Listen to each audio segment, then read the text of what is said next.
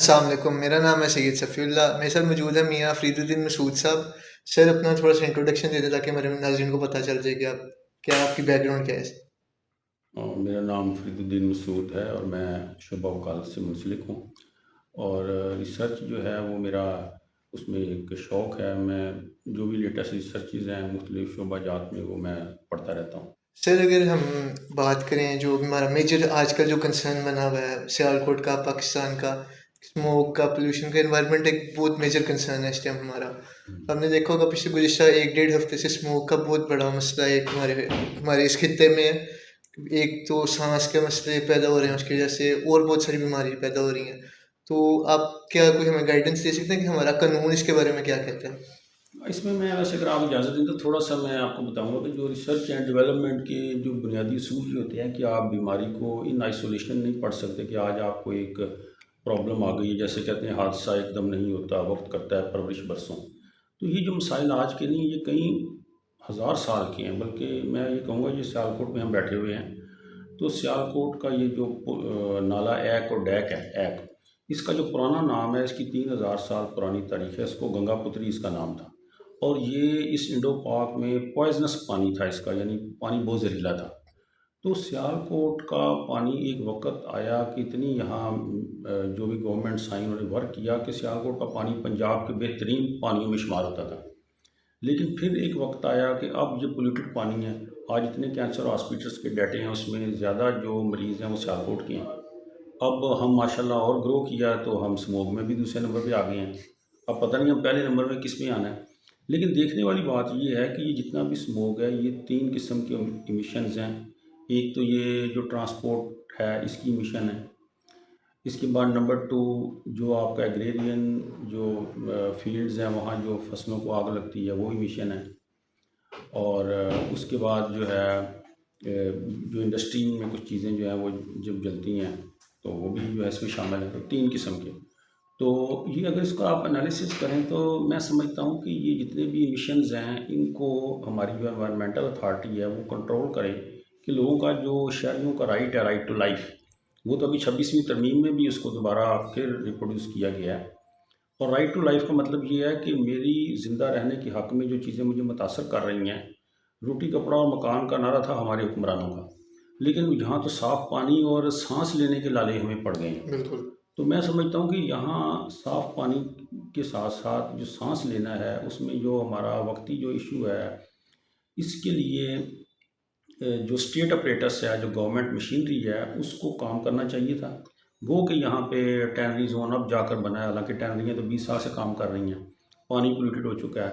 अब जो यहाँ फैक्ट्रियाँ हैं, जो इंडस्ट्रियलिस्ट हैं, उनको कम से कम जो गवर्नमेंट लेवल पे उनकी सपोर्ट कोई नहीं है। लिहाजा क्या है, सियालकोट को बर्मिंघम कहा जा रहा है, सियालकोट इतना फॉरेन एक्सचेंज कमा रहा है, सारी पैसा दे रहा है गवर्नमेंट को, लेकिन गवर्नमेंट इन रिटर्न क्या दे रही है? यहाँ के जो टैक्स पेयर्स हैं, उनको क्या दे रही है? इंफ्रास्ट्रक्चर नहीं है यहाँ पे। इंफ्रास्ट्रक्चर नहीं है। यहाँ आप देखें जो एक्सपोर्ट प्रोसेसिंग ज़ोन बनाया है, वहाँ पंजाब स्मॉल इंडस्ट्रीज़ कॉरपोरेशन जो है वो कई दफ़ा उन्होंने कई सनतकार हमें कहते हैं ये हमारे प्लाट कैंसिल कर रहे हैं, हमें नोटिस आ जाती है। किस चीज़ के नोटिस हैं?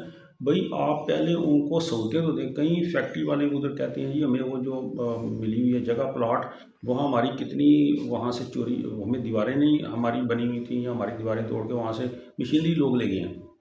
अब जब पंजाब स्मॉल इंडस्ट्रीज़ कॉरपोरेशन और दीगर जो हुकूमती इदारे हैं वो यहाँ के सनतकार को सपोर्ट नहीं करेंगे, इंफ्रास्ट्रक्चर नहीं बनाएंगे, और तो फिर यही नतीजा निकलेगा कि वहाँ पानी भी ज़हरीला होगा और जो फैक्ट्रीज़ में जितनी चीज़ें जो जल रही हैं वो सारा वो भी आपके सामने है। लेकिन मैं समझता हूँ कि गवर्नमेंट ने भी देखें स्कूल बंद कर दी हैं, लेकिन वो ट्रांसपोर्ट जिसका अभी उस्मान भाई बता रहे थे कि 75-80% वो जो पब्लिक ट्रांसपोर्ट का जो धुआँ है वो ज़्यादा जो अभी जो रिसर्च हुई है, सारा तो जो जहरीला मवाद वहाँ से आ रहा है। बिल्कुल। उसके लिए हमारे पास कोई मैकेनिज़्म नहीं है। जो डीसी ज़राअत हैं उनको मैं समझता हूँ पहली बात तो ये चाहिए। अच्छा, और ज़्यादा जो ज़राअत के ऑफ़िसर हैं उनकी ड्यूटी लगा दी, या आप खेतों में जाकर बेचारे, वो नज़ला गिरता है तो बेचारे किसानों पर, वो बेचारे किसान जो हैं कि ये आप फसलों को आग लगा रहे हैं, लिहाजा इनको उनको पकड़ रहे हैं, इसके अलावा और कोई काम नहीं है। मैं समझता हूँ कि पब्लिक ट्रांसपोर्ट जो है इस पे वर्क किया जाए, और जितना ये सियालकोट का नाम है जी, यहाँ जितनी ब्रांडेड गाड़ियाँ हैं, अच्छी गाड़ियाँ, सबसे ज़्यादा इज़ है। यहाँ मौजूद हैं। लेकिन असल प्रॉब्लम ये है कि जो हमारे लोग जो टांगे चलाते थे, कोचवान और जो रेहड़ियों वाले, उनकी जो अगली नस्ल आने वाली है, उन्होंने चांद गाड़ियाँ ख़रीद ली हैं। सबसे ज़्यादा आसान काम इस टाइम चांद गाड़ी ख़रीद कर रोड पर रखना है। और फिर आप देखें रोड के ऊपर जितना स्मोक है वो सारा इकट्ठा होकर, तो जो आज ये सूरत हाल बनी है ये एक दिन की बात नहीं है। हुकूमत को चाहिए कि ये जो कम अज़ कम एनवायरमेंटल अथॉरिटी है जो लाइसेंस देती हैं फैक्ट्री वालों को, वहाँ भी उसको कंट्रोल करें। और एनवायरनमेंट के लिए हर इलाके में हर एक एनवायरमेंटल मजिस्ट्रेट जो है मौजूद है। उसके पास आवाम का भी राइट है कि और ड्यूटी है कि जो अवेयरनेस हो, अगर किसी मोहल्ले के अंदर कोई केमिकल रखा हुआ है, लोगों ने कोई फैक्ट्री वालों ने कोई गोदाम बनाए हुए हैं मोहल्लों में, उधर स्मेल आ रही है, बच्चे बीमार हो रहे हैं, किसी को ये नहीं पता कि भाई हम एनवायरमेंटल मजिस्ट्रेट के पास जाएं। उस माहौलियाती मजिस्ट्रेट के पास जाकर हर जो सीनियर सिविल जज है किसी भी डिस्ट्रिक्ट का, उसके पास पावर है माहौलियाती कानून के मुताबिक environmental loss.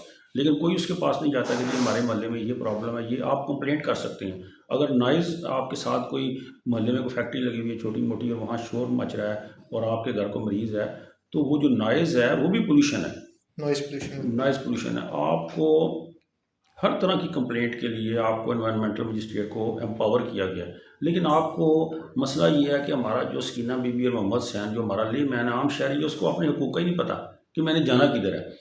Government state level पे तो करेगी, लेकिन मैं समझता हूँ कि ये दो तरफ़ा अमल है। गवर्नमेंट जो है अपना एज ए, जैसे उस्मान भाई बता रहे थे कि अपनी माँ का किरदार अदा करे, और ये जिन लोगों से फॉरेन एक्सचेंज ले रही है उनको इन रिटर्न जहाँ इंफ्रास्ट्रक्चर सेटअप बना के दे। यहाँ किसी फैक्ट्री में जो फायर सेफ्टी के जो उसूल हैं बेसिक वो नहीं है। ये सारी चीज़ें जो हैं कम अज़ कम यहाँ पे कोई बर्न यूनिट किसी हॉस्पिटल में बनाया जाए। हर चीज़ जो है इस सियालकोट में जिस हवाले से पूरी दुनिया में इंटरनेशनल लेवल पर इसका एक वो बर्मिंघम बना हुआ है, एक एक्सपोजर है, उस हवाले से यहाँ पर सहूलतें तो नहीं हैं। बिल्कुल। अगर अपनी मदद आपके तहत एक हवाई अड्डा बना लिया है या एक एयरलाइन बना ली है, तो ये एक बहुत बड़ा मैं समझता हूँ कि मैसेज है स्टेट के लिए भी कि वो कम अज़ कम इन सनतकारों को ओबलाइज भी करे और इनको इंफ्रास्ट्रक्चर सेटअप बना के दे, ताकि यहाँ जो प्रॉब्लम्स हैं वो ख़त्म हों। सर जैसे अभी हमने बात की कि आपने बताया कि जो है ट्रांसपोर्टेशन से बहुत ज़्यादा पोल्यूशन जो है ना फैलता है। तो जैसे लाहौर को एज ए ट्रीट किया जाता है, golden child of Punjab Lahore है इस टाइम। सारे इंफ्रास्ट्रक्चर की चीज़ें वहाँ पे हैं, हॉस्पिटल्स वहाँ पे, हर चीज़ वहाँ पे। तो क्या सियालकोट नहीं डिजर्व करता कि यहाँ पे भी पब्लिक ट्रांसपोर्ट हो प्रॉपर, एक चैनल चैनल हो, बस शटल सर्विस चल रही, ऑरेंज लाइन हो। अगर ऑरेंज लाइन नहीं चल सकती तो कोई स्पीडो की तरह की बस हो जो पॉइंट टू पॉइंट लोगों को लेके जा सके, प्रॉपर एक इंटरवल पे चले। देखिए जी, ये तो पंजाब का जो मुकदमा है ना, ये तो पंजाबियों ने ही लड़ना है। और मैं समझता हूँ कि जो तख्ते लाहौर है उसी पे सारा पैसा लगता है। जनूबी पंजाब, ये सेंट्रल पंजाब, शुमाली पंजाब, इन सब का भी हक है। तो मैं समझता हूँ कि यहाँ पे अब एक शख्स है वो यहाँ से अपनी गाड़ी पे, मैं अगर बतौर वकील मैंने हाई कोर्ट जाना है, 10,000 का पेट्रोल लगा के मैं अपनी गाड़ी पे जा रहा हूँ, तो यही अगर पब्लिक ट्रांसपोर्ट हो और यहाँ गवर्नमेंट फैसिलिटेट करे तो मुझे क्या ज़रूरत है अपनी गाड़ी लेके जाने का। बिल्कुल। और मैं 10,000 का पेट्रोल भी लगा रहा हूँ और फ़िज़ा को आलूदा भी कर रहा हूँ। तो ये मैं समझता हूँ कि सिर्फ मेट्रो और ट्रेन ये एक सिटी के लिए मखसूस नहीं होनी चाहिए, बल्कि इनको वो शहर जो कम अज़ कम इनको फॉरेन एक्सचेंज दे रहे हैं, उस शहर का तो बेसिक हक है कि यहाँ की जो मेजॉरिटी है वो इंटरनेशनल ट्रैवल करती है। अभी भी सियालकोट के आधे सनतकार जो हैं वो हांगकांग गए हुए हैं, जर्मनी गए हुए हैं, एक्सपोज लगी हुई हैं। तो कम अज़ कम वो किस लिए गए हुए हैं? इस मुल्क की बेहतरी के लिए गए हुए हैं, फॉरेन एक्सचेंज कमा रहे हैं। तो मैं समझता हूँ कि ये हर एक डिस्ट्रिक्ट जो है वो जितना भी रेवेन्यू जनरेट कर रहा है उस हवाले से उनको अप्लाई किया जाए और उनको फैसिलिटेट किया जाए। इस सियालकोट में तो इतना पोटेंशियल है, कम अज़ कम हमारे पास एडमिरल है। अगर तो ये पूरी मुल्क की बिजली का बहरान भी ये अगर हमें हम पावर कर दें तो मैं समझता हूँ पूरा क्राइसिस ये ख़त्म कर दें। लेकिन मैं समझता हूँ कि यहाँ सियालकोट को उस हवाले से जो एक जैसे लाहौर ब्लू वाइट बेबी बना हुआ है, उस तरह ये बिल्कुल नज़रअंदाज किया जा रहा है इसे। बिल्कुल सर, इसी तरह अगर हम आपने एक बात की थी बर्न यूनिट के हवाले से, तो बर्न यूनिट तो सियालकोट इंडस्ट्रियल सिटी है, तो उसके अंदर हादसा भी होते हैं। तो यहाँ पे तो इस तरह के इंफ्रास्ट्रक्चर होना चाहिए। वो मैंने पढ़ा था इधर, हम तो रोज़ पढ़ते हैं, बच्चे बेचारे कई जगह फैक्ट्रियों में और ज़ख्मी हो जाते हैं, जल जाते हैं और वो बेचारे लाहौर जाते हुए फोत हो रहे हैं। क्योंकि ये जब बंदा बर्न होता है वो हीट के ज़रिए जो आपका हार्ट है और लंग्स है वो इफेक्ट हो जाते हैं। तो यहाँ यहाँ खारियाँ लेके जाते हैं कैंट में या लाहौर। तो मुझे याद है यहाँ मियाँ नईम जवेद साहब जब वज़ीर नाज़िम थे तो 2003 में हमने पढ़ा था और इसके प्रूफ भी हैं कि उस वक्त एक बर्न यूनिट मंजूर हुआ था और परवेज़ लाई ने 2-2.5 करोड़ रुपया ग्रांट भी दी थी, लेकिन पता नहीं वो किसी और प्रोजेक्ट में वो उसे मदगम कर दिया गया है या वो ग्रांट वापस चली गई है, वो कोई पता नहीं है। तो वो बर्न यूनिट मंजूर हो गया था। तो मैं समझता हूँ कि एक चीज़ जो है वो इधर आ गई है और फिर चली गई है, तो ये इस सियालकोट के शहरियों के साथ जुल्म है। और जितने लोग जो जुलूस की आग से मर रहे हैं, उनके ज़िम्मेदार कौन लोग हैं? वो हुक्मरान हैं कि जिन्होंने उस वक़्त जो है, या वो पॉलिसी साज़ हैं कि जिन्होंने उस वक़्त बर्न यूनिट नहीं बनने दिया। सर इसी तरह अगर हम बात करें कि कानून, तो जैसे आपने बताया कि वो राइट टू लाइफ का एक कानून है, इस तरह डिफरेंट कानून और भी हैं एनवायरनमेंट से रिलेटेड। तो क्या वो कानून सस्टेनेबल भी हैं कि अगर एक कानून बना हुआ है तो आज से 10 साल बाद या 12 साल बाद वो कानून एप्लीकेबल भी होगा कि नहीं? अच्छा, ये आपने बहुत बड़ी बहस छेड़ दी है। इसको कहा जाता है स्पिरिट ऑफ द लॉ। दुनिया में आप देखें, यूरोप में आप कहते हैं लॉ तो यही है, बल्कि ये जब समझे गोरे इंडो पाक में आए तो उन्होंने दो तोहफे दिए हैं इंडो पाक को, एक तो स्पोर्ट्स और दूसरा लॉ। हमने स्पोर्ट्स का भी बेड़ा गर्क कर दिया है और जो लॉ दिया है वहाँ बाहर के मुल्कों में स्पिरिट ऑफ द लॉ पे अमल होता है। लॉ उस वक्त अपने सम्राट देता है जब आप स्पिरिट ऑफ द लॉ, जो रूह कानून है, उस पर अमल करते हैं। यहाँ क्या है, एनवायरमेंटल लॉज मौजूद हैं, लेकिन क्या है, जो अथॉरिटी है एनवायरमेंटल, जब वही करप्शन कर रही है, पैसे लेके लोगों को लाइसेंस दे रही है, वो कोई प्रिकॉशनरी मेजर नहीं देखती, एसओपीज़ नहीं देखती, किसी की सोशल रिस्पॉन्सिबिलिटी नहीं देखती, तो तो आपको सम्राट क्या हासिल होंगे? बिल्कुल। या बेसिकली वो गवर्नमेंट डिपार्टमेंट के जो एहतसाब के लिए बनाए गए थे, जैसे फूड कंट्रोल अथॉरिटी है, जो वही जनाब जाते हैं होटलों में खाने खा के आ जाते हैं। डीसीओज़ के आपका ऑफिस के बाहर देखें, 3-3 करोड़ की गाड़ियाँ ब्लैक खड़ी हुई हैं, वीगो डाले खड़े हुए हैं, उनको पेट्रोल फ्री मिल रहा है। किस लिए? कि आप जाएँ, जाकर देखें जिन खेतों में कहीं आगे पीछे कोई लोग फसलें चला रहे हैं, उनको चेक करें क्या रीज़न है, क्या। तो असल बात ये है कि ना, जो रूह कानून है, जो स्पिरिट ऑफ द लॉ है, उस पर अमल नहीं हो रहा। लॉज हम बड़े प्यारे खूबसूरत बना रहे हैं बिल्कुल। कि जी राइट टू लाइफ बना दिया, 26वीं तरमीम में भी डाल दिया है, ये वो। लेकिन अगर मुझे बाहर निकलते हुए मास्क लगा के जा रहा हूँ, मेरे सांस लेने पे भी पाबंदी है और मेरे बच्चों को भी कहा जाए आप घर रहें, तो वो हमारा राइट टू लाइफ कहाँ गया? हर वो चीज़ के जो मेरे हक़ ज़िंदगी को और मेरे राइट टू लाइफ को मुतासर कर रही है, उसको रोकना ये स्टेट की ज़िम्मेदारी है। लेकिन यहाँ तो पहली बात ये है, सोसाइटी की पैथोलॉजी करने की ज़रूरत है कि इस माशरे की बीमारियाँ क्या है। इसकी अगर एमआरआई करें एक शख्स को, जब आप पैथोलॉजी करते हैं तो सारी बीमारियाँ बाहर आ जाती हैं। बिल्कुल। इस सोसाइटी में इसकी पैथोलॉजी करने की ज़रूरत है और पैथोलॉजी स्टेट करती है, और उसके बाद जो डीसीओज़ हैं वो एग्जीक्यूशन करते हैं, अपनी पॉलिसीज़ बनाते हैं। ये समाज जो है, ये हमारा माशरा, ये बीमार माशरा बन चुका है।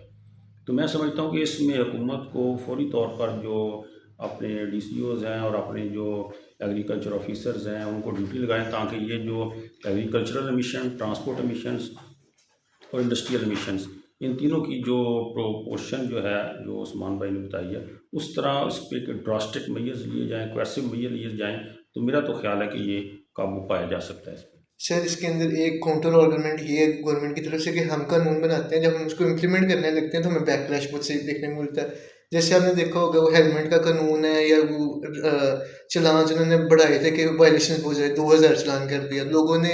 चलान भरने के बजाय अपनी बाइक्स को आगे लगानी शुरू कर दी कि हम 2000 चलान क्यों भरिए।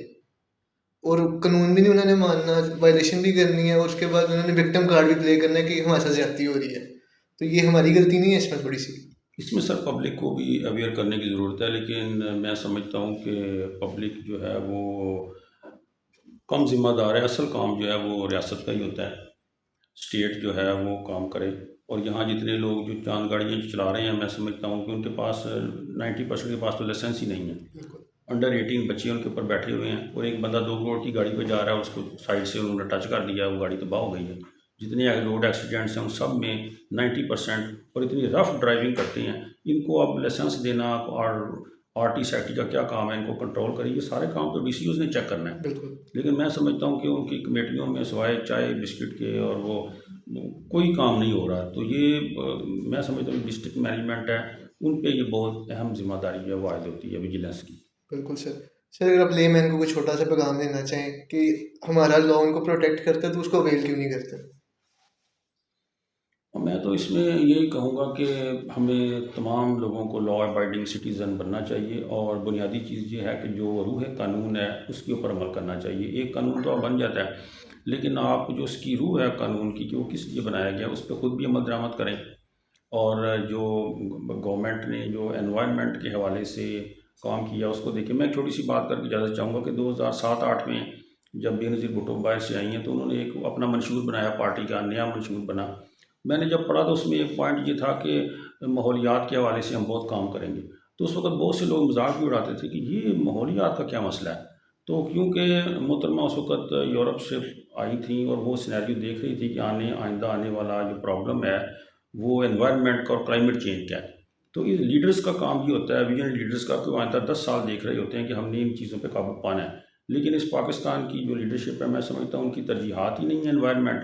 पूरी दुनिया एनवायरनमेंट पे वर्क कर रही है और फोकस कर रही है, और उनका टॉप प्रायोरिटी जो है वो एनवायरनमेंट है। बिल्कुल। लेकिन हमारे यहाँ उस हवाले से ना पब्लिक जो है उसको शऊर है, और ना गवर्नमेंट लेवल पे उस हवाले से काम हो रहा है। तो मैं आज भी समझता हूँ कि आज भी सियासी पार्टियों को भी चाहिए अवेयरनेस के लिए कि अपने जो मंशूर हैं, मैनिफेस्टोज़ हैं, उनमें एनवायरनमेंट को टॉप पे रखें, इस राइट टू लाइफ की बात करें, और इसके ऊपर जो है ऐसे अंदाज से अवाम और गवर्नमेंट को मिल के जो है काम करें, ताकि हमारा साफ़ सुथरा और क्लीन ग्रीन पाकिस्तान जो है वो सामने आए। जज़ाकल्लाह सर, बहुत शुक्रिया आपके वक़्त के लिए। Thank you.